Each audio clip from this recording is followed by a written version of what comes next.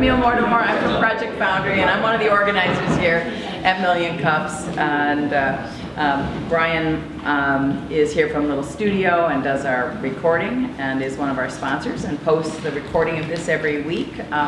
Go to Million Cups to find it and a variety of other places. And other organizers, Greg is here. Where's Greg?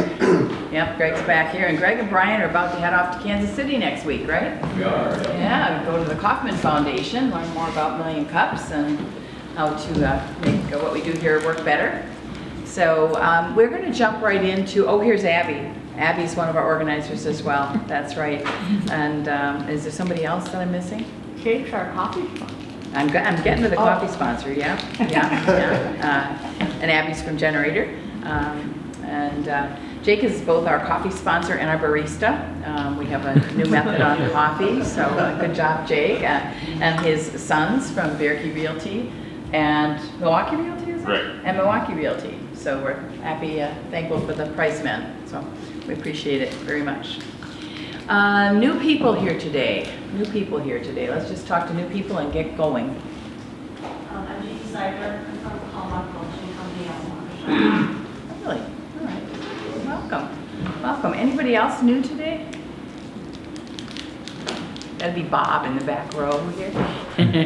Bob Gross Automation out of Brookfield. All right. Anybody else new? All right. We're going to jump right in then. Once before? Twice before? Been here a little bit. Third time. Yeah, third time. Ellen's haircut is new. All right, and Ellen's here with a new haircut. Good morning, Ellen. Welcome. So this is a new friend to Million Cups, Darren Fisher. Darren is a business consultant who's been working with folks for a long time. He's going to tell you a bit about his story and how he got into the business of making apps to help us get organized. And I'm dying to hear about it. I need more time in my life. I'm hoping you're going to make that happen. Thanks for being here, Darren. Thank you so much. Okay, so I am Darren Fisher from Darren Fisher Consulting, and my history is a little bit different than most people. I did 4 years in the Air Force. I came out, got an undergraduate in education from Marquette University. I went and started teaching in Milwaukee Public Schools in math and computer science and a little bit of English. While doing that, I'm a bit of a nerd, so I've always been in the computer since I was little, and I ended up getting my Microsoft certification and got actually recruited out of teaching to do, because I was a Microsoft certified systems engineer, and started doing technology, started a technology company, everything's going great. Then working 80 hours a week, married, 2 kids, no longer married, after working all those hours, and business went awry, and went back to teaching for a little bit, but I realized I'm an entrepreneur at heart. This is what I do. I love helping people ultimately achieve a greater success. And so what I ended up doing is I started doing the technology again, helping businesses out, and I found that the issue, people think technology is the issue. It usually isn't. It's really a leadership issue and a development issue. And so in doing that, I started figuring out I had to help people more with their business side than I did with the technology side. So in doing that, I developed Darren Fisher Consulting about 6 years ago, 2009. From that, I started noticing a pattern. I meet with a company, they don't really have a lot of clear goals, which a lot of companies, that's big or small. They don't really know what they're trying to do. Then number 2, I meet with them, we come up with a plan of action. They are great, they leave, they see me, and when they leave, they're like, okay, Darren, I can do this. 2 weeks later, when they come back to me, how are they? Totally depressed. They forgot what we talked about, the day-to-day life gets caught up in, hey, I gotta get this thing done, how do I prioritize, what do I do?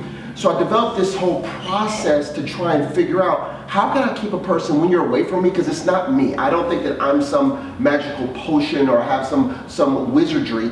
It's this. There's a system that I use to keep me focused, and I just have to teach other people how to do that. And from that, we developed this system called the Spear, which is what Spearity is based on. So it started out as paper. I saw that it was working, but and as a tech guy, it's always continuous improvement. How can we get better? How can we make it easier, simpler, more simple so more people actually do it? Because every idea is great unless it's enacted. If people don't do it, it can be the best thing you've ever invented. So we had to figure out how do I make it easier and simple for people to do it, and then that's how we developed the app. Been doing this now, so the app was actually launched we started in January of last year. We're now in version 2. I'm going to give you guys a demo at the end of 5 minutes, and so then I'm going to go through a little bit about the company and what I'm trying to do as far as scale the company out, because scaling businesses that produce something or even provide services is different than providing, this is a software as a service business and I'm looking to scale it. So here we go. Also, if you have questions, please don't hesitate to ask during this. So where does this thing come from and what's the point of the app? Most people have to do more than one thing in a day. We have to do this thing. We try to multitask. We try to figure out how do I, if you're an entrepreneur, there's 4 areas of your business you're focused on at all times. Number 1 is you gotta close deals. You gotta generate revenue in some capacity. Number 2, you gotta provide a service for a profit. Number 3, you have to cash flow. You got to make sure the money's coming in. And number 4 is your scalability. It's how active are you as a business owner involved in your business. So you're trying to figure out, how do I keep working myself out of this so it has more value? So how do you balance all that? How do you get customers in, keep them happy, make sure the money's flowing, and keep all that thing going? And by doing that, we end up going back to a default. What is the thing you think we do most if we have a list of things like a to-do list, what things do we pick off the list? The easiest. Whatever is the easiest, that's the thing I'm going to do, because I feel good that I got something done, because there's nothing more frustrating than spending a whole day and getting nothing done. So what do? We got to get that positive reinforcement. That's not necessarily the best thing, okay? So how do we then figure out how to multitask and get these things done? And so what I've done is we got to change that around. We're going to do this thing called microtasking. We're going to take big things, a big task, make it to a small thing, focus on it, and then always iterate out of that, and that's the point of this. So, one of the things this thing solves, and I found was the biggest thing, is number 1, leaders have no clear objectives. They really don't know what they're trying to get done. So if you ask them, well, where's the company going? They really don't know. And when I work with a lot of entrepreneurs, this is their big thing. What are your goals? I don't know. I want to make money. I want to be able to take vacation. But they don't really understand what they're trying to do. Number 2, if you ask employees of these companies, what do they want to do? They have no idea either. Then third, the staff operates in survival mode. Here's a common thing. Sunday night, you start worrying. Monday you go in, you're dreading life because you don't know what shoe is going to drop. You don't know what the next thing is going to be that you didn't do that you're not aware of.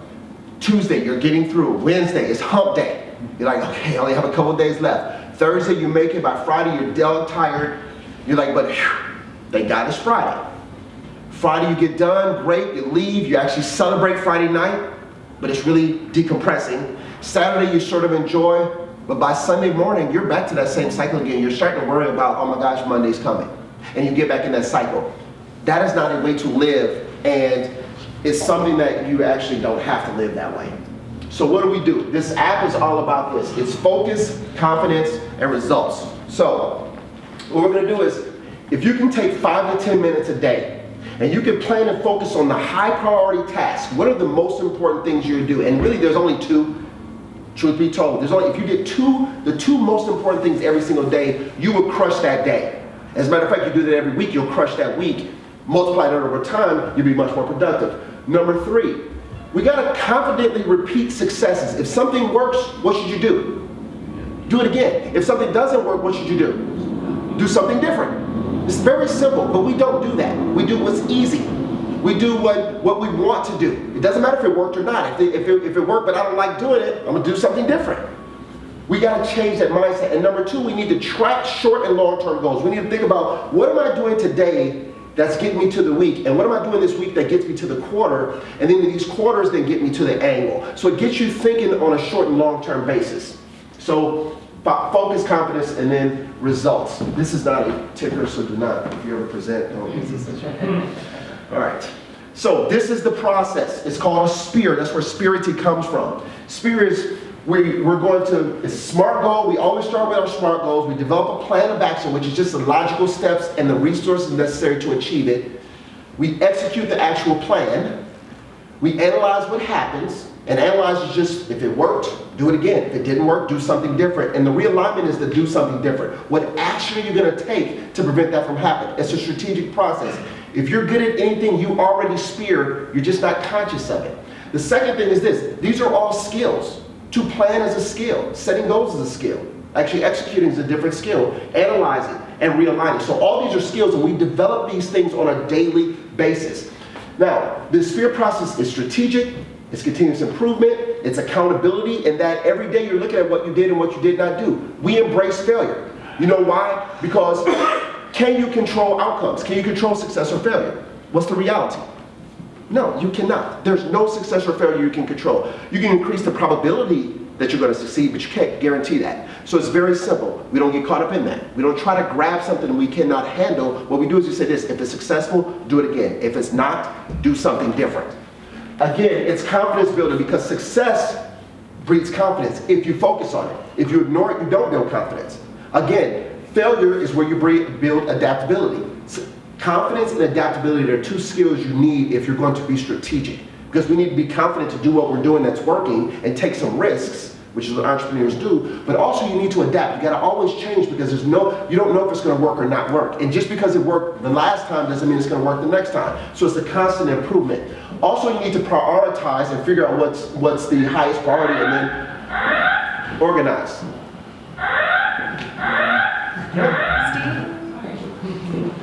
Attention, please. I'll go ask Steve what's going on. Emergency. Proceed calmly to the nearest exit and leave the building immediately. Do not use the elevators, use stairs.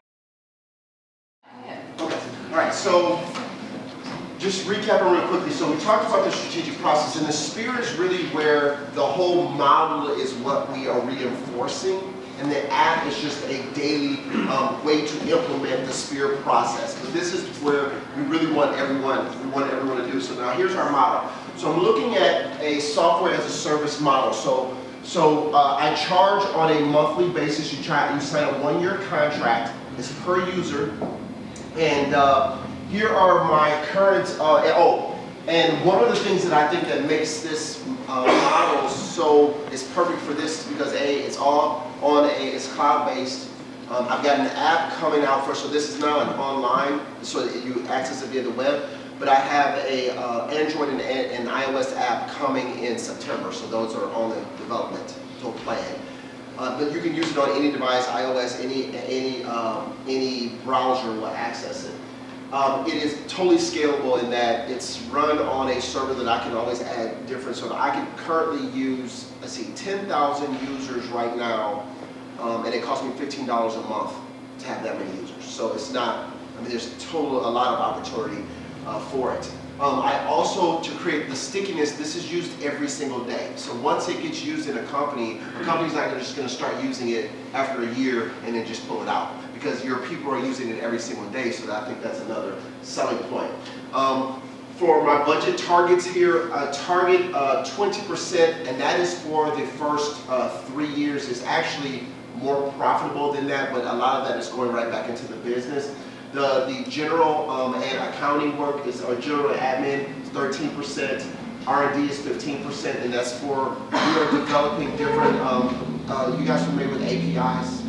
Okay, so we're developing different APIs so we're going, I'll talk about this in more detail, but we can basically pull data from another place or send it to another place via our APIs. So we're constantly developing that. Expansion and retention, which that is the business, it's marketing and selling. We're looking to grow and scale. So, and I'll talk about how we're looking to do that. And then cost of goods sold is 24%. So it's really a very highly profitable model. I can do, like I said, I can increase the profits even greater at scale. It's just a matter of how much we're putting into customer retention, expansion, and expansion and retention. So here's how we create. Yes, sir. Your cost of goods, how did your cost of goods get so high? Because of what it's taken to develop the app. Well, So that's you're gonna go charging the cost of development to your cost of goods. Yes, yeah, because it's what you have to do for keeping the app up and running. That's a cost of goods sold.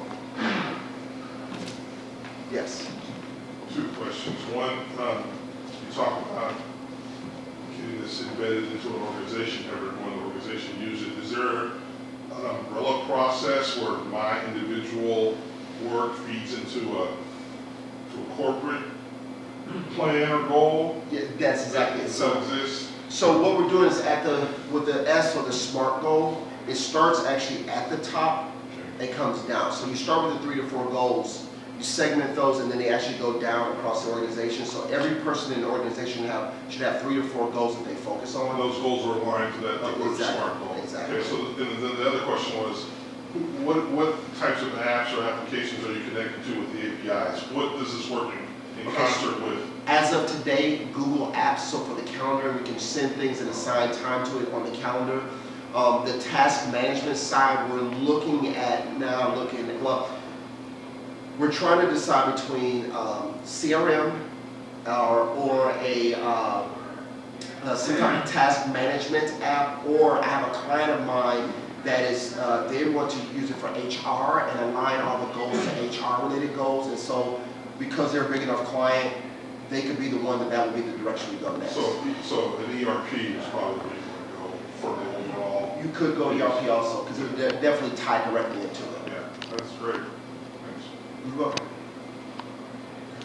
All right, so now how do we actually create this scale? So it's a pilot-proof scale. That's the model we're using. So what we're doing is trying to find target channels, develop a pilot group within that group or within that channel, get them using it, prove the proof of concept, get it across the organization, and then rinse and repeat. And so right now I'm working with a nonprofit it's a 1,000-person nonprofit. I did some training on the Spearity process, and they signed up for 2 classes to do the Spearity process for their management, 130 managers. After doing 2 classes, they decide, no, we need to do another class. They multiplied it to now we have 11 classes with them. And I'm meeting with the upper management to take the entire process across the organization. I've got 30 managers we're doing the app actually tomorrow. I'm onboarding them. Once we prove that proof of concept with them, and they get to pick the metrics, which is awesome. I don't care what you want to measure, you pick it. I'm saying if we focus on it, you will improve on it. So for them, it makes them it helps them understand, here are my SMART goals, here's my plan, here's a simple process we can use, and this is how we actually implement it. So that is that process that we use, and by doing this, we're proving we can try to figure out what's working, what's not working, and then multiply that across different channels. Make sense? I'm sorry.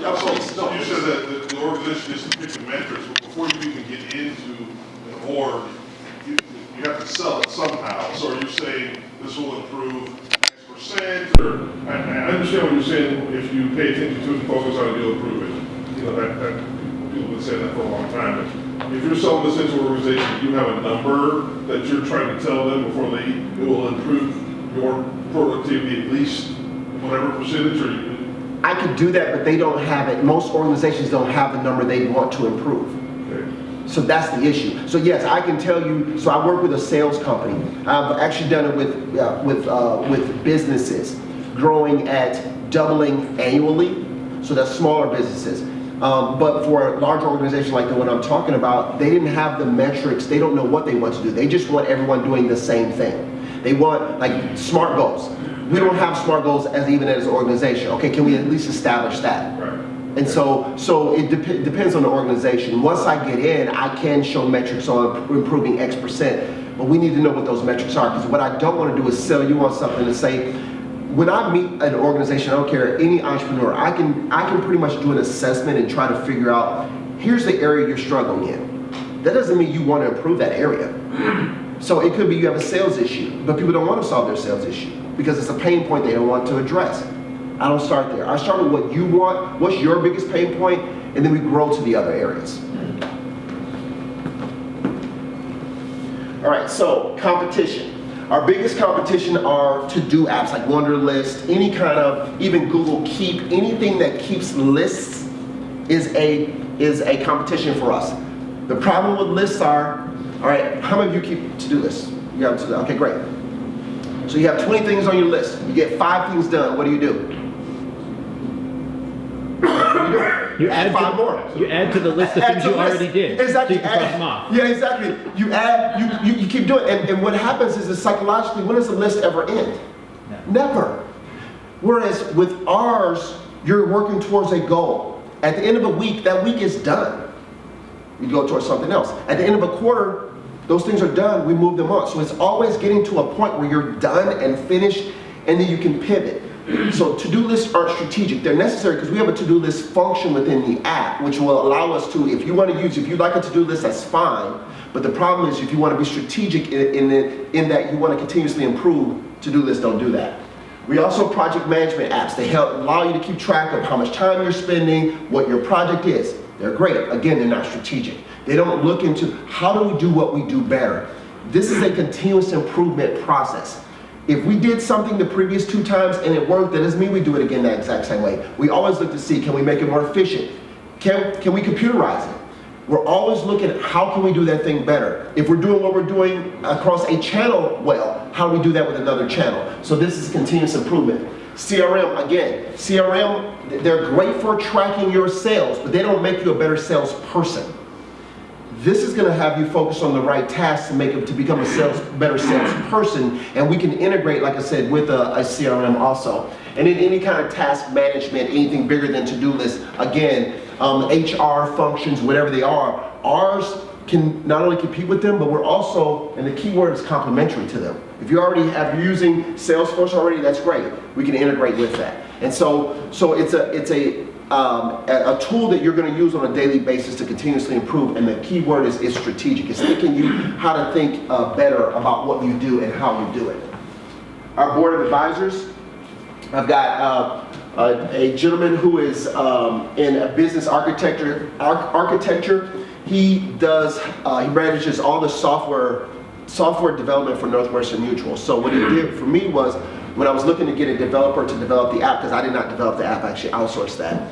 And I'm a tech person, so I understand project management, but I'm not a programmer, and I don't plan on becoming a programmer. I do know enough about what the function is. Like the previous version was on LAMP, which is a development platform. Well, we're now on Mean, which is much more scalable, leverages hardware better, and there's just different reasons why we did that. But so I understand it, but I don't have to do it. I outsource that. So he helped me with that. I've also got a gentleman who's Chief Project and Innovation Officer at American College of Financial Services. What he does is he helps me with the educational part. How do we figure out how people use it? And it helps me with product design and development, because we're always thinking about the user. I have Erica Toll. She's the Director of IT. She works with the day-to-day person, and she tries to make sure that they use technology on a regular basis and make sure the technology of developing actually works like that. And then Dan Myers, publisher for the Biz Times. And so for him, it's understanding marketing, also getting access to, I'll be speaking at the Biz Expo coming up in May. And he gives me access to other opportunities and has me think like a marketer and how to sell and really connect. So that's my current board of advisors. I got another data guy that I'm talking to now that he's strictly about data and understanding how marketing data works and how do we cater what we do to generate leads more efficiently and track that information. Because my whole goal is I've got a whole process in place to follow a lead from generation, closing them, to servicing them and collecting from them and automating that entire process. So we are a tech company, just happens to have an app. Here are my targets for the next 3 years. This year, looking to do 209, and I did close, I just was running the numbers, I did 49 this past quarter, and I've got one client that may actually put me over that 209 mark if I hit it. So it's because of the scale. If you can prove the proof of concept and scale it, and they're actually introducing me to a bigger company, so this may go even faster. My 2017, we're looking to, and I'm seeking $1 million investment at a $20 million valuation because I want to scale faster. I believe I can scale at this rate without an investment, but if I get the investment, I can go even faster, because what it's going to help me with is, well, I'll go into that next, but, and then that's my 2018 projection to get to 5 million. So the goal is 5 million in 3 years. And I've actually have a good plan to be able to make that. I've been growing at that clip anyway, so anyways. So what are we gonna do? Well, the plan is to secure $1 million investment, I want to add 300 users just this quarter, which we're on pace to do. I want to restructure. I'm an LLC with Darren Fisher Consulting, and the app is under me. What I want to do is separate the app into its own entity as an S corp, and then sell shares that way. I want to finalize the Spearity app 2.0, which we're in the process of doing that. I want to hire 2 salespeople, and it's hiring the 2 salespeople for testing and measuring on what we're going to do and how we're going to sell it. I don't know that yet. I'm selling it, but I'm not the entrepreneur who developed it. So I can prove that I can sell it. I got to prove the proof of concept that someone else can sell it. So it's going to take some time to do that. But we got about a 6-month time frame where they should be up, and I've got projections on that. I like to attend 10 major trade shows or events, and then develop a marketing, testing, design, and targeting strategy. So what I want to do is I want to get $15,000 to go into developing a system that I can test, do A/B testing like with the website, with my lead generation strategies, pay-per-click, do ads, Facebook ads, target specific groups within those channels that I talked about before that I can pilot with, get a pilot, get in, get them using it, and then ultimately scale the thing out from that. So that's that's what I'm looking at, and this adds up to 100,000. So if anybody's doing the math on it. And so the idea is, I'm not just saying I need $1 million tomorrow, but I want to have that in place. So as we continue to prove that proof of concept, we can continue to scale. And I'm not always seeking after money, because the time I'm spending using money is time I could be selling. And the whole idea is to scale this business. So I don't want to keep going after revenue like that. All right, are there any questions? And if not, I can go to the... Yeah, a couple. If you could go Sure, back to the last sure. couple of slides. Forgotten what they are at the moment. So one, so far well, 2 questions. Sure. So one is, how are you currently filling your pipeline? And the second being, this sounds to me like more of an extension of a consultancy. So how is that accurate? And if so, how do you address that? And if not, can you address that? Sure. So it is an extension of I'll go backwards to your question. So yes, it is an extension of a consultancy, but the whole goal is to get it to a point where it can stand on its own. And the consulting services can be a complementary service, but not the primary driver. So for example, when I go into organizations, if they don't have goals, that is an issue.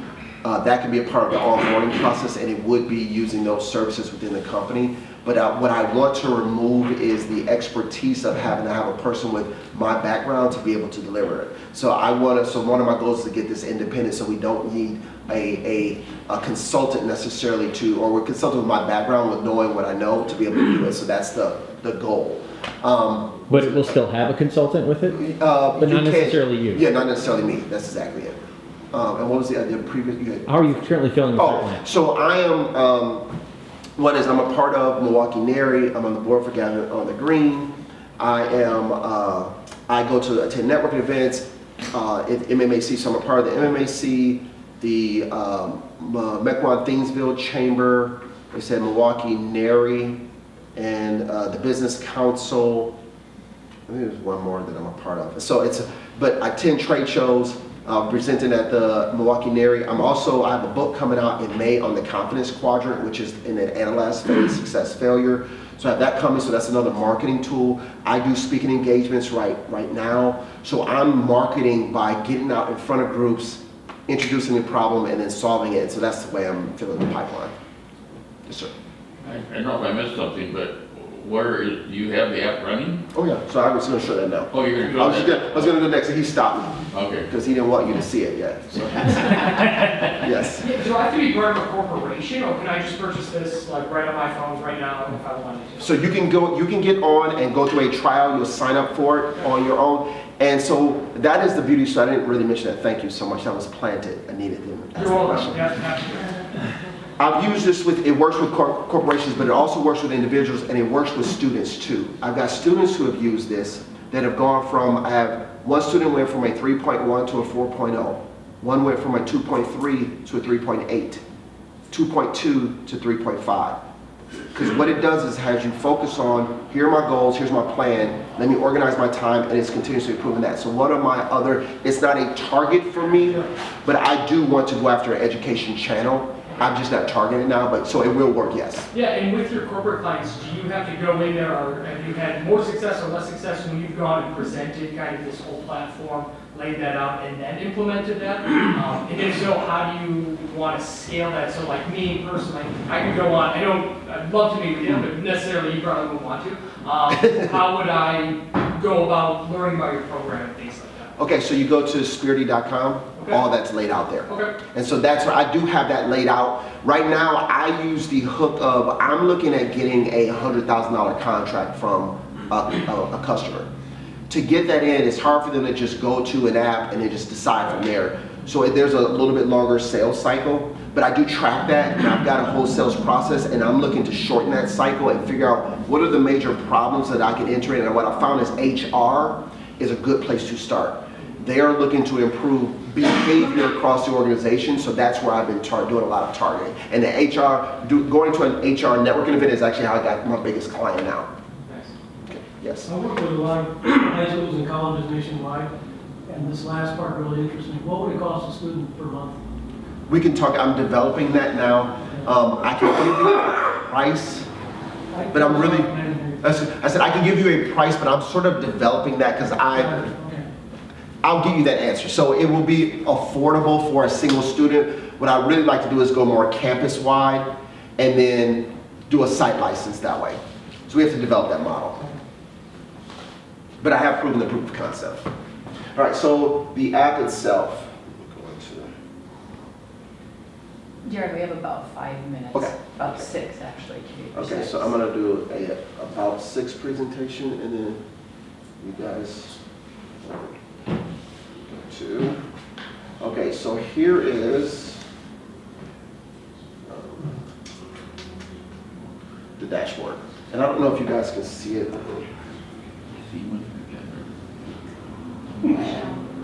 Can you guys see that? All right, so what you have is, it's written, so you have, here's your daily things, this is what I'm gonna do today, here's my weekly 6, and here's my quarterly 4. You're limited to 6 things every day that you're gonna focus on. And then from those 6 things, I decide if it gets, if I get it done, I mark it as done here. If I am not gonna get it done today, because a lot of times we don't get things done because of things happen, you can send it somewhere else. So we can copy it to another day, send it to my to-do list, I can send it to the week, or I'm gonna get it done another time in the quarter. So you get to do something with every single item. Or you can delete, obviously, there. So we have, every task you have a place for everything you need to get done. To-do list is where we store things, and that is here. And this is version 2.0, so honestly, so there may be something that does not work. So I was with my developer this morning, he's in India, and he just sent me a message via Skype that he finished some things, so we'll see. So if it doesn't, I can show you the other version, which is up. So this is the to-do list. And the to-do list is, you have the tasks, you have priorities, different categories. To-do list is my place, just a holding place. It's really not, I don't even really do a lot of stuff on my to-do list. I'm more focused on my most important things, which is my daily, my weekly, and things that lead to my quarterly goals. If I go to the daily, what you have is, here are the top 6 things I need to get done. And then if I go to my previous, you can see a better, so yesterday I had, true story, I had 6 things I had to get done. I had my whole day planned. I get a call, I dropped my wife off at dropped her off at the airport at 5:30. I get a call at 7:30, Darren, I didn't get on the plane, I'm sick. So as a husband, what do I have to do? Go get her. So my to-do list got jacked. All my things I was trying to get done that day, because I'm really making sure she's safe and I'm just running and moving stuff. So some of the things I was supposed to get done did not get done. So what I have to do is I have to look at my successes. My successes were, I got some things done, I got my meeting set up, I scheduled time to meet, so I got those things done. But I did have some failures. I had a client who canceled a meeting, and I didn't finish I go through my clients' spears every single week, and I go through, here are your things, some improvement related things. So what I had to do is, my realignment is, here are the things I need to do to fix that. Well, one is I just stop and pick up a check from a client. I need to reschedule that time for client Spears today. So that was my realignment. So you have to do things to fix the thing that went wrong the previous day. And then I need to reschedule with one of my clients who missed. So you do that on the daily. Again, the weekly is the exact same way. And then for the quarterly is set up like this. We have 3 to 4 goals that we focus on.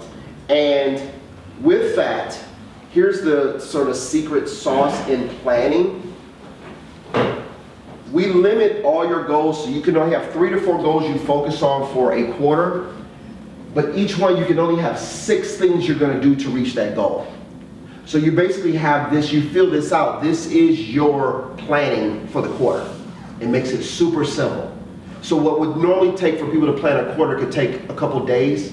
This takes it down to actually, when you get good at it, it takes you about an hour and a half to 2 hours to plan out your quarter. And then from there, you can send each of these tasks. Once I plan my quarter, I send it to my daily, weekly, quarterly. I'm good, my quarter's planned. Now I can go into doing my weekly and my daily. So that is the app. Are there any questions about any of it? Go back to my dashboard. Oh, then we have our to-do list to the right, so you can see how many open to-dos, and you actually can assign this to people. So we're part of our development is, if I'm a manager of people, I can see their dashboard, be able to look at that and be able to see this is where they are as far as their goals, because we have, here's a dashboard of here's how you're doing statistically, like how many, I need to know how many goals are planned, tasks are you creating, how many are you finishing, your success, failures, and real lines, I need to know those. I need to know on a weekly basis, and I need to know how you're doing on a quarterly basis. So this is how I track my progress and track the progress of my clients, yes. I have a calendar on my smartphone, put all my things in there. Yep. Sometimes I get so busy I forget to look at it, and Yep. I forget. So I need reminders. Are there any reminders in there? Yes, so this has built-in reminders too. So if you have a task that's due, so not only are you going to get a task reminder for when you need to do it, you also get a reminder here saying it will be yellow as if it's past it, or red if it's past it. Okay? Any other questions? It is 10, yeah, I'm going to interrupt for just a minute, just to respect everybody's time. It is 10 o'clock, and so I'm going to ask the question, I'm going to thank you, and then I'm going to say anybody who wants to stay and ask questions can go over that time, and anybody who needs to leave can do so. So our last question for everyone is, if anything that we can do for you as a community here at 1 Million Cups? Sure, if anyone has $1 million and would like to invest, that, or even knows investors, that is really where I'm looking. I'm going to Chicago in May to present looking at investors, so I am on the hunt for trying to find investors. And then I'm also looking for an attorney for the advisory board. That's the one hole I have on the advisory board. So if you have those types of connections, that would be great.